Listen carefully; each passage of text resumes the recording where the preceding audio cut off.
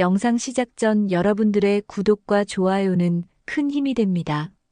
34살 진우는 아침 7시 30분에 일어나 간단한 토스트와 커피로 하루를 시작했습니다. 중소기업 개발팀 대리로 일하는 그는 조용하고 성실한 성격으로 직장 동료들 사이에서도 평판이 좋았죠. 특별히 뛰어나지도 못하지도 않은 평범한 직장인이었지만 책임감만큼은 누구보다 강했어요. 아내 세영은 32살로 대기업 마케팅 과장이었습니다. 키가 165cm 정도의 단정한 외모를 가진 그녀는 일도 잘하고 사내에서 인정받는 커리어우먼이었죠. 결혼한 지 5년째 둘은 서로를 아끼고 존중하는 부부였어요. 하지만 최근 들어 뭔가 달라진 게 있었습니다. 세영이 속한 회사에 조직 개편이 있었고 새로 부임한 도윤 팀장이 그녀의 직속 상사가 되었거든요. 36살의 도윤은 외모도 준수하고 능력도 뛰어나다는 소문이 자자했습니다. 그때부터 세영의 일상에 변화가 생기기 시작했어요. 퇴근 시간이 점점 늦어졌고 주말에도 가끔 회사에 나가야 한다며 외출하는 일이 잦아졌죠. 화장도 예전보다 진해졌고 옷차림도 조금씩 화려해지더군요. 특히 평소에 잘 안 입던 타이트한 원피스나 하이힐을 신고 나가는 날이 늘어났습니다. 진우는 처음엔 아내가 새로운 팀장 밑에서 적응하느라 힘들어하는 거라고 생각했어요. 승진을 위해서는 어쩔 수 없는 일이라며 오히려 그녀를 배려하려고 애썼죠. 저녁을 혼자 먹는 날이 늘어나도 불평하지 않았고 주말 약속을 취소해도 이해한다며 웃어넘겼습니다. 하지만 뭔가 이상한 기운은 계속 감지되었어요. 세영이 핸드폰을 보며 미소 짓는 횟수가 늘어났고 전화 통화를 할 때면 방으로 들어가 문을 닫고 이야기하는 일이 많아졌거든요. 그럴 때마다 진우는 마음 한구석이 불편했지만 의심한다는 것 자체가 아내에 대한 모독이라고 여기며 애써 그런 생각을 지워버렸습니다. 어느 저녁 세영이 또다시 회식이 있다며 나가려 할 때였어요. 그녀의 목에서 평소와 다른 향수 냄새가 났습니다. 은은하고 고급스러운 향이었는데 분명 집에서 사용하던 것과는 달랐죠. 진우는 새로 산 거냐고 물어봤지만 세영은 그런가 하며 대충 넘어갔어요. 그날 밤 세영은 평소보다 1시간 더 늦은 10시가 넘어서야 돌아왔습니다. 조금 취한 듯 보였지만 기분은 좋아 보였어요. 진우는 회식이 어땠냐고 물었지만 세영은 그냥 그랬다며 시큰둥하게 대답하고는 바로 샤워를 하러 들어갔죠. 그때부터 진우의 마음에는 작은 의문이 자라나기 시작했습니다. 아직은 확신할 수 없는 그저 어렴풋한 불안감이었지만 말이에요. 그 이후로 세영의 늦은 귀가는 더욱 일상이 되어갔습니다. 매일 밤 9시에서 10시 사이에 돌아오는 게 당연해졌고 변명도 점점 구체적으로 변했어요. 오늘은 중요한 미팅이 길어졌다고 했다가 내일은 외근이 많아서 늦었다고 하더군요. 때로는 팀장과 함께 클라이언트를 만나러 갔다며 하루 종일 외부에 있었다고도 했습니다. 진우는 세영의 말을 믿으려고 노력했지만 점점 더 많은 의문점들이 생겨났어요. 아내가 이렇게 바빠진 게 정말 일 때문일까? 하는 생각이 자꾸만 들었거든요. 그래서 어느 날 밤 세영이 잠든 사이에 거실 서랍에 있던 신용카드 명세서를 조심스럽게 꺼내봤습니다. 명세서를 살펴보던 진우의 손이 점점 떨리기 시작했어요.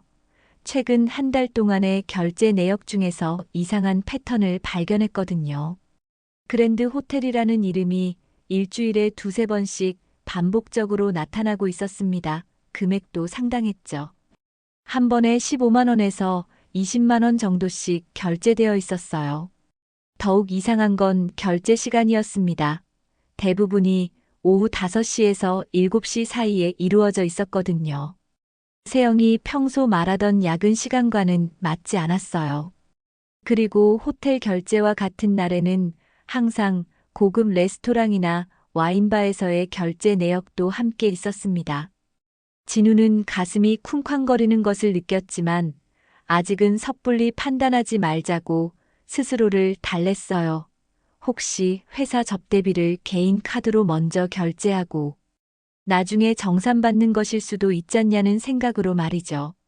며칠 후 또 다른 이상한 점을 발견했습니다. 세영이 타고 다니는 차에서 계속 향수 냄새가 났는데 그 냄새가 점점 진해지고 있었어요. 처음엔 세영 본인의 향수인 줄 알았는데 자세히 맡아보니 남성용 향수 냄새도 섞여 있더군요. 은은하면서도 강렬한 향이었는데 분명 진우가 사용하는 향수와는 완전히 다른 종류였습니다. 그러던 어느 토요일 오후 세영이 또 회사 일이 있다며 나간 날이었어요. 진우는 혼자 집에서 넷플릭스를 보다가 심심해서 세영의 차를 타고 마트에 갔습니다. 차 안에서 운전을 하는데 뒷좌석에 뭔가 굴러다니는 소리가 들렸어요. 신호등에서 멈춘 김에 뒤를 돌아보니 커피잔 2개가 바닥에 굴러다니고 있었습니다. 스타벅스 텀블러였는데 하나는 세영이 평소 사용하던 것이었고 다른 하나는 처음 보는 남성용 텀블러였어요. 검은색의 심플한 디자인이었는데 뚜껑 부분에 이니셜이 새겨져 있었습니다. D와 Y 2글자가 선명하게 보였죠. 진우의 머릿속이 하얘졌습니다. D와 Y 도윤의 이니셜일 가능성이 높았거든요. 왜 아내 차에 도윤의 개인 텀블러가 있는 거지 하는 생각이 머릿속을 맴돌았어요.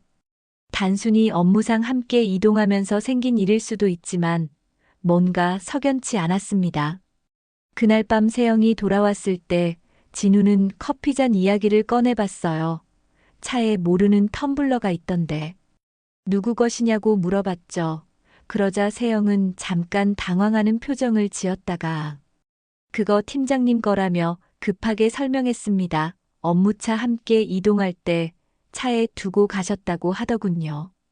하지만 진우에게는 그 설명이 전혀 자연스럽게 들리지 않았어요. 세영의 목소리에 약간의 떨림이 있었고 눈을 제대로 마주치지도 못했거든요. 그 순간 진우는 확신했습니다. 뭔가 분명히 숨기고 있는 게 있다는 것을 말이에요. 그 이후로 며칠 동안 진우는 잠을 제대로 이루지 못했습니다. 침대에 누워도 온갖 생각이 머릿속을 맴돌았거든요. 혹시 자신의 의심이 사실일까봐 두렵기도 했고, 한편으로는 진실을 알고 싶다는 마음도 컸어요. 이런 상태로는 더 이상 견딜 수 없다고 생각한 진우는 결국 직접 확인해 보기로 마음먹었습니다. 수요일 저녁 세영이 또다시 회식이 있다며 집을 나섰을 때였어요. 진우는 평소보다 일찍 퇴근한 다음 세영의 회사 근처에서 기다리기로 했습니다. 오후 6시쯤 회사 맞은편 카페에 자리를 잡고 앉아서 세영이 나오기를 기다렸죠.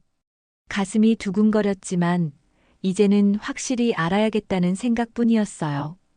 1시간 정도 기다리니 드디어 세영이 회사 건물에서 나왔습니다. 그런데 혼자가 아니었어요. 옆에는 키가 크고 정장을 단정하게 차려입은 남자가 함께 걸어 나오고 있었거든요. 거리상 얼굴은 정확히 보이지 않았지만 체격이나 옷차림으로 봐서는 도윤일 가능성이 높아 보였습니다.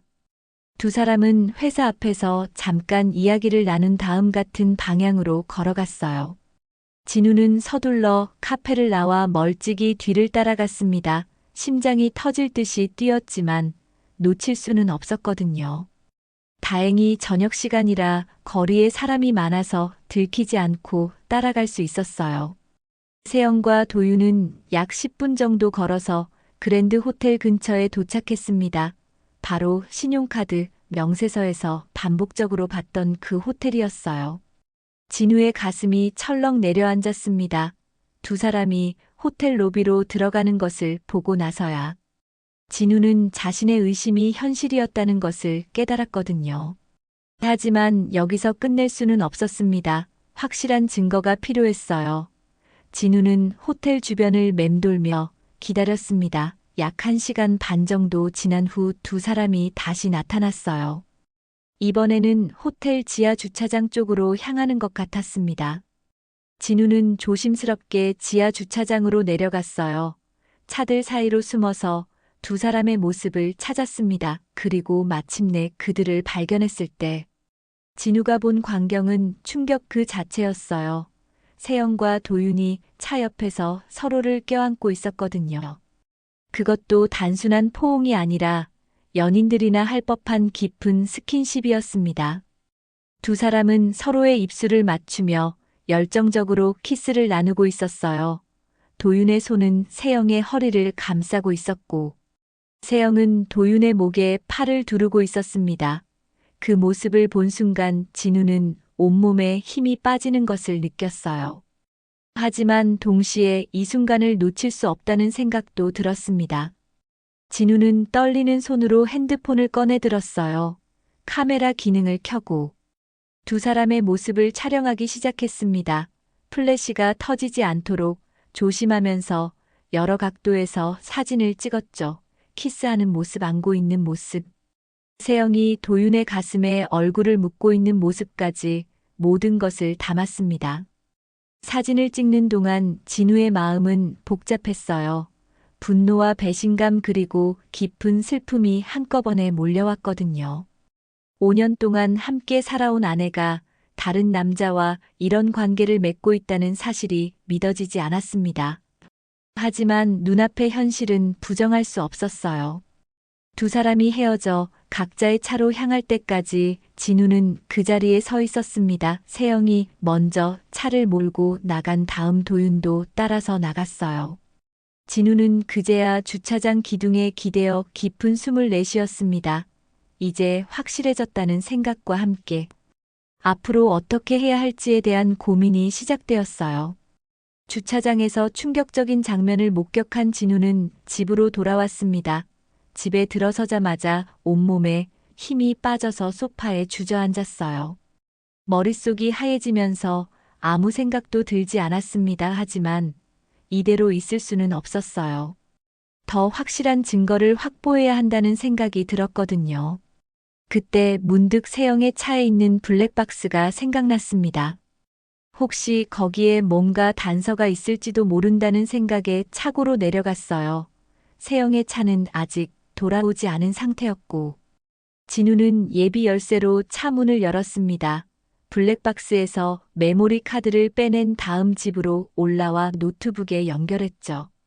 블랙박스 파일을 확인해 보니 영상은 별로 특별한 게 없었어요. 하지만 놀라운 건 녹음 기능이 계속 켜져 있었다는 사실이었습니다. 세영이 평소에는 녹음 기능을 꺼놓는데 언제부터인가 켜져 있었던 거죠. 진우는 최근 일주일 분량의 녹음 파일을 차례대로 확인해 보기 시작했어요. 처음 며칠분은 별다른 내용이 없었습니다. 세영 혼자 차에 타고 라디오를 듣거나 전화 통화를 하는 소리뿐이었어요. 그런데 지난주 화요일 오후 5시경부터 시작된 파일에서 이상한 소리가 들리기 시작했습니다. 세영의 목소리뿐만 아니라 남자 목소리도 함께 들렸거든요. 진우는 볼륨을 높여서 자세히 들어봤어요. 그리고 곧 그 남자 목소리가 도윤의 것임을 알 수 있었습니다. 두 사람이 차 안에서 나누는 대화 내용은 점점 더 충격적으로 변해갔어요. 처음에는 업무 이야기를 하는 것 같았지만 점점 사적인 이야기로 넘어가더니 급기야는 듣기 민망할 정도의 내용으로 발전했습니다. 도윤의 목소리가 들렸어요.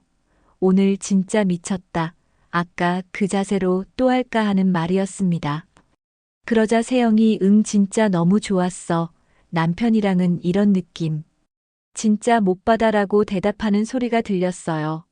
진우는 그 순간 머리를 망치로 얻어맞은 것 같은 충격을 받았습니다. 녹음은 계속 이어졌어요. 도윤이 넌 내 스타일이야. 자꾸 생각나 라고 말하자. 세영은 웃으면서 나도 그래라고 답했습니다. 그 다음부터는 두 사람의 숨소리와 신음소리가 섞여서 나왔어요. 차 안에서 무슨 일이 벌어졌는지 충분히 짐작할 수 있는 소리들이었습니다. 진우는 더 이상 듣기 힘들어서 잠시 녹음을 멈췄어요. 가슴이 답답하고 숨이 막히는 것 같았습니다. 하지만 이것이야말로 결정적인 증거라는 생각에 끝까지 들어봤죠. 10여 분간 계속된 음란한 소리들 사이사이에 두 사람의 대화가 더 담겨 있었어요. 세영이 이런 거 남편한테 들키면 어떡해라고 걱정스럽게 말하자. 도윤이 절대 안 들킬 거야. 우리 조심하면 돼라고 답하는 소리도 있었습니다. 그리고 다음에 언제 만날지에 대한 구체적인 약속까지 정하는 대화도 들렸어요. 이미 여러 번 이런 만남을 가져왔다는 것을 알 수 있는 내용들이었습니다. 진우는 더 이상 견딜 수 없어서 녹음을 멈췄어요. 온몸이 떨리고 어지러웠지만 정신을 차리려고 노력했습니다. 감정적으로 무너져서는 안 된다고 스스로에게 말했어요. 이제 해야 할 일은 이 모든 증거를 안전하게 보관하는 것이었습니다.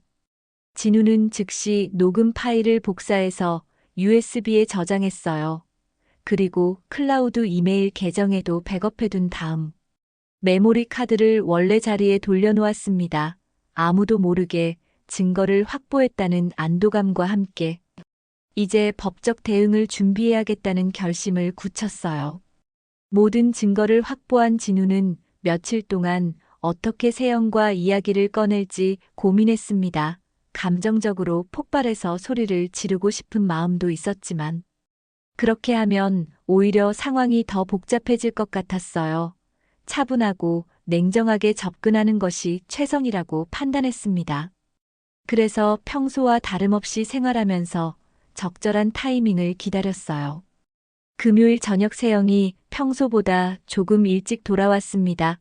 8시 30분쯤이었는데 기분이 좋아 보였어요. 샤워를 마치고 나와서는 내일이 주말이니까 오랜만에 영화라도 보러 갈까 하고 제안하기까지 했습니다. 진우는 그 모습을 보며 복잡한 심정이 들었어요. 아직도 아무것도 모르는 척하고 있는 세영이 한편으로는 불쌍하기도 했거든요. 하지만 더 이상 미룰 수는 없었습니다. 진우는 거실 소파에 앉아서 세영을 불렀어요. 세영아, 잠깐 이야기 좀 하자라고 말하자. 세영은 무슨 일이냐며 옆에 앉았습니다. 진우는 심호흡을 한 번 하고 나서 입을 열었어요. 오늘 차 블랙박스 정리했는데 뭔가 이상한 게 있더라라고 차분하게 말했습니다. 세영의 표정이 순간 굳어졌어요. 하지만 여전히 아무것도 모르는 척하며 무슨 소리냐고 되물었습니다. 진우는 노트북을 켜서 미리 준비해둔 폴더를 열었어요. 그 안에는 호텔 주차장에서 찍은 사진들과 블랙박스 녹음 파일이 정리되어 있었습니다. 먼저 사진을 보여줬어요. 세영과 도윤이 차 옆에서 껴안고 키스하는 모습이 선명하게 담긴 사진이었습니다. 세영은 그 사진을 보는 순간 얼굴이 새하얘졌어요. 입을 벌린 채 말을 하지 못하고 있었습니다. 진우는 계속해서 다른 각도에서 찍힌 사진들을 차례대로 보여줬어요. 그 다음에는 블랙박스 녹음 파일을 재생했습니다. 도윤과 세영의 목소리가 노트북 스피커를 통해 또렷하게 들려왔어요. 오늘 진짜 미쳤다는 도윤의 말과 남편이랑은 이런 느낌 못 받는다는 세영의 대답이 거실에 울려 퍼졌습니다. 세영은 그 소리를 듣고 나서야 완전히 무너져 버렸어요. 세영이 갑자기 소파에서 일어나더니 진우 앞에 무릎을 꿇고 앉았습니다. 눈물이 우르르 쏟아지면서 오열하기 시작했어요. 미안해, 정말 미안해라고 반복해서 말하면서 진우의 다리를 붙잡았습니다. 하지만 진우는 그런 세영을 내려다보며 담담한 표정을 유지했어요. 세영은 계속해서 변명을 늘어놓았습니다. 그 사람과 진심은 아니었다고 했다가 외로워서 그랬다고도 했어요. 회사에서 스트레스가 심해서 정신이 없었다며 일시적인 실수였다고 주장하기도 했습니다. 하지만 진우는 그 모든 변명이 공허하게 들렸어요. 녹음 파일 속의 세영은 분명히 즐기고 있었거든요. 진우는 조용히 입을 열었습니다. 호텔 주차장에서 찍은 사진, 내 차 블랙박스 카드, 내역 다 확보해놨어. 하고 말하자. 세영은 더욱 심하게 울기 시작했어요. 용서해달라며 다시는 그런 일 없을 거라고 맹세했지만 진우의 마음은 이미 돌아서 있었습니다. 그때 진우는 자신도 놀랄 만큼 차분한 목소리로 말했어요. 이제 끝내자 라는 한마디였습니다. 세영은 그 말을 듣고 더욱 절망적으로 울었지만 진우는 더 이상 흔들리지 않았어요. 5년간의 결혼 생활이 이렇게 끝난다는 것이 씁쓸하기는 했지만 이미 되돌릴 수 없는 강을 건넜다는 생각이 들었거든요. 세영과의 대면을 마친 진우는 그날 밤 잠을 이루지 못했습니다. 이제 정말로 이혼을 진행해야 한다는 현실이 실감나기 시작했거든요. 감정적으로는 힘들었지만 법적으로 제대로 대응하지 않으면 나중에 더 큰 문제가 될 수 있다는 생각이 들었어요. 그래서 주말이 되자마자 인터넷으로 가족법 전문 변호사를 찾아보기 시작했습니다. 월요일 오전 휴가를 내고 시내에 있는 법무법인을 찾아갔어요. 상담을 맡은 변호사는 50대 중반의 여성이었는데 경력이 20년 넘는 베테랑이라고 했습니다. 진우는 미리 준비해간 자료들을 차례대로 꺼내서 책상 위에 놓았어요. USB에 저장된 사진과 녹음, 파일 그리고 신용카드 명세서까지 모든 증거를 보여줬습니다. 변호사는 자료들을 하나씩 살펴보더니 감탄하는 표정을 지었어요. 이 정도면 위자료는 충분히 받을 수 있습니다. 라고 말하면서 특히 블랙박스 녹음 파일이 결정적인 증거라고 평가했습니다. 상간남에 대해서도 별도로 손해배상 청구가 가능하다고 조언해줬어요. 다만 언론에 노출될 가능성도 있으니 각오는 하라고 덧붙였습니다. 변호사와 자세한 상담을 나눈 결과 진우는 이혼 소송과 상간자 소송을 동시에 진행하기로 결정했어요. 이혼 소송에서는 세영에게 위자료 5천만 원을 청구하고 상간자인 도윤에게는 별도로 3천만 원의 손해배상을 청구하기로 했습니다. 변호사는 현재 가지고 있는 증거만으로도 승소 가능성이 높다고 확신했어요. 소송 준비 과정에서 진우는 추가 증거도 확보했습니다. 세영의 핸드폰에서 도윤과 주고받은 메시지들을 발견한 거예요. 비밀번호는 진우의 생일이었는데 아직 바뀌지 않아서 쉽게 확인할 수 있었습니다. 메시지 내용들은 녹음 파일보다도 더 노골적이었어요. 서로 만나고 싶다는 말부터 시작해서 호텔에서 있었던 일들을 구체적으로 묘사한 내용까지 있었습니다. 특히 충격적이었던 건 세영이 진우에 대해 험담하는 메시지들이었어요. 남편은 재미없다. 너무 평범해서 지겹다는 식의 내용들이 여러 개 있었습니다. 도윤도 거기에 맞장구를 치면서 세영을 부추기는 듯한 메시지를 보내고 있었어요. 진우는 그런 메시지들을 보면서 배신감이 더욱 커졌습니다. 변호사는 이런 추가 증거들까지 확보되면 소송에서 훨씬 유리한 위치에 설 수 있다고 말했어요. 그리고 먼저 도윤에게 내용 증명을 보내서 합의 의사가 있는지 타진해보자고 제안했습니다.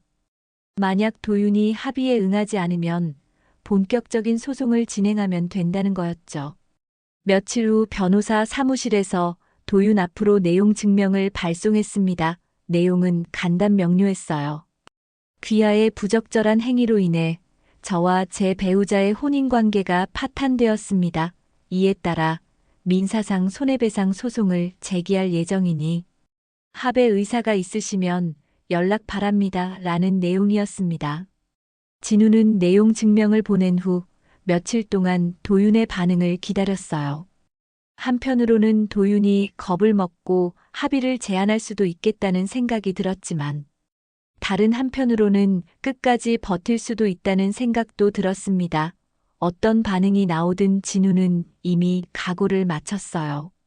이 모든 과정에서 진우가 가장 중요하게 생각한 건 감정에 휘둘리지 않는 것이었습니다.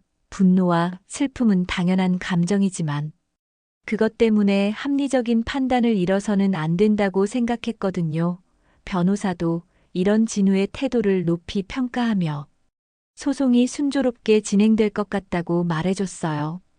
도윤에게 내용 증명을 보낸 지 일주일이 지났지만 아무런 답변이 오지 않았습니다. 변호사는 이런 경우 대부분 끝까지 버티려고 한다며 본격적인 소송 절차를 밟자고 제안했어요. 진우도 이미 각오는 하고 있었기 때문에 더 이상 기다리지 않고 법원에 소장을 접수하기로 했습니다. 화요일 오전 가정법원에 가서 이혼 소장을 제출했어요.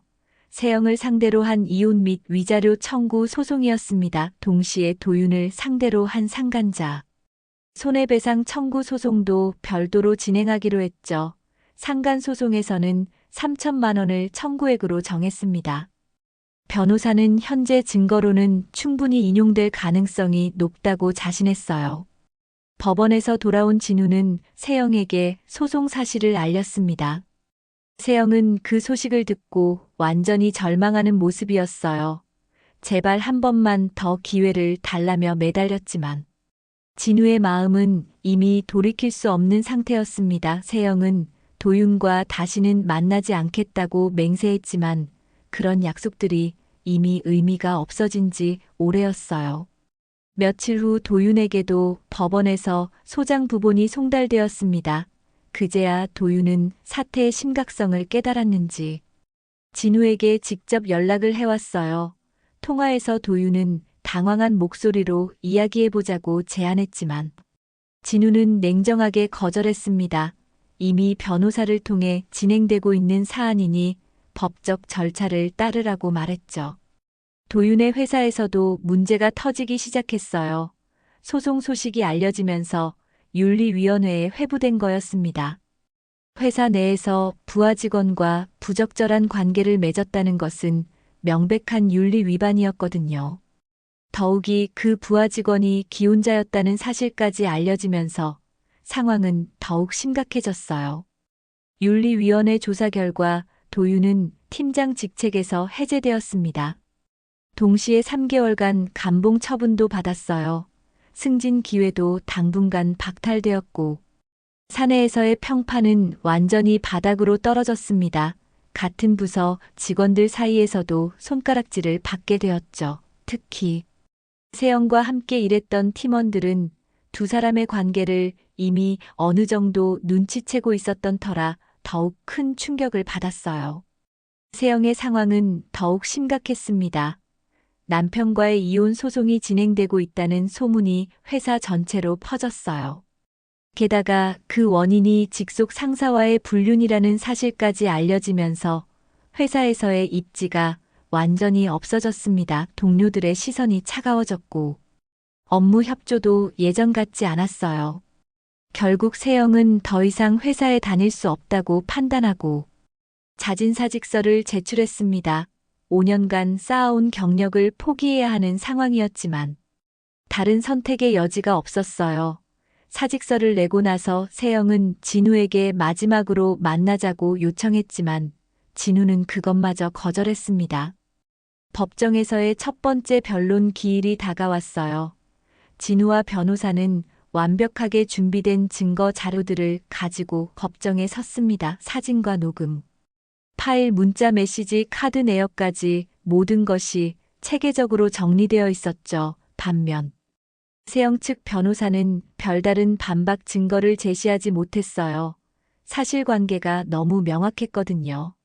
재판부도 진우가 제출한 증거들의 증명력을 높게 평가했습니다. 특히 블랙박스 녹음 파일은 결정적인 증거로 인정받았어요. 세영과 도윤이 단순한 정신적 불륜이 아닌 육체적 관계까지 맺었다는 것이 명백하게 드러났거든요.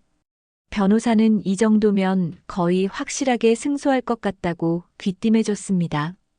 진우는 법정을 나서면서 복잡한 심정이 들었어요. 승리에 대한 안도감도 있었지만 한편으로는 이렇게 끝나는 결혼 생활이 허무하기도 했습니다. 하지만 이미 돌이킬 수 없는 길을 걸어온 만큼 끝까지 가봐야겠다는 다짐을 굳혔어요. 법정에서의 마지막 변론이 끝나고 한 달 후 판결이 나왔습니다. 예상했던 대로 진우의 완승이었어요. 세영에게는 위자료 5천만 원 지급 명령이 내려졌고 도윤에게도 상간자 손해배상금 3천만 원을 지급하라는 판결이 나왔습니다. 재판부는 명백한 불륜 행위로 인해 혼인 관계가 파탄되었다고 인정했고, 제출된 증거들의 증명력을 높게 평가했어요. 판결문을 받아든 진우는 안도감과 함께 묘한 허탈감도 느꼈습니다. 5년간의 결혼 생활이 이렇게 법적 문서 몇 장으로 정리되다니. 생각해보니 참 허무한 일이었어요. 하지만 이제 정말로 새로운 인생을 시작할 수 있게 되었다는 생각에 마음이 한결 가벼워지기도 했습니다. 세영은 판결 후에도 몇 번 연락을 시도했지만 진우는 받지 않았어요. 이미 끝난 일이라고 생각했거든요. 도윤 역시 합의를 제안해왔지만 진우는 법적 절차대로 진행할 뿐이라며 거절했습니다. 감정적으로 복수하고 싶은 마음은 없었지만 원칙적으로 처리하는 것이 맞다고 판단했어요. 판결이 확정된 후 진우는 본격적으로 새 삶을 준비하기 시작했습니다. 무엇보다 먼저 해야 할 일은 이사였어요. 세영과 함께 살던 아파트에서는 더 이상 생활할 수 없었거든요. 추억들이 너무 많이 배어 있어서 혼자 있으면 자꾸 과거 생각이 나곤 했습니다. 진우는 회사와 가까운 곳에 있는 소형 아파트를 구했어요. 25평 정도의 작은 공간이었지만 혼자 살기에는 충분했습니다. 무엇보다 새로운 환경에서 새로운 시작을 하고 싶었거든요.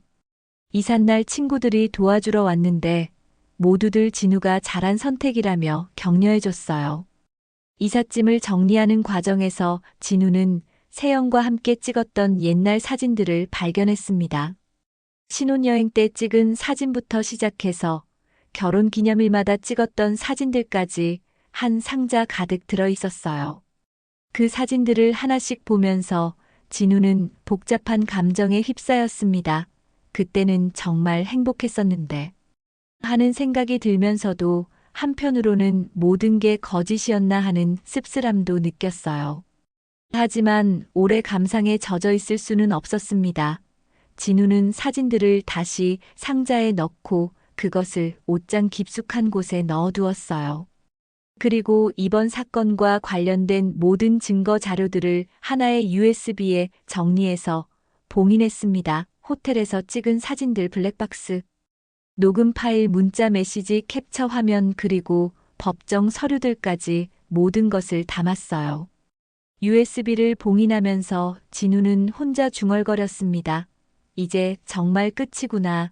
더 이상 이런 일들을 떠올리고 싶지 않다고 말이죠. 그 USB는 책상 서랍 가장 안쪽에 넣어두고 다시는 꺼내보지 않기로 마음먹었어요. 새 아파트에서의 첫 주말 진우는 혼자 근처 공원을 산책했습니다. 날씨가 참 좋았어요. 봄바람이 따뜻하게 불어와서 기분이 상쾌했습니다. 공원에는 가족 단위로 나온 사람들이 많았는데 예전 같으면 부러워했을 텐데 이제는 그냥 평온한 마음으로 바라볼 수 있었어요.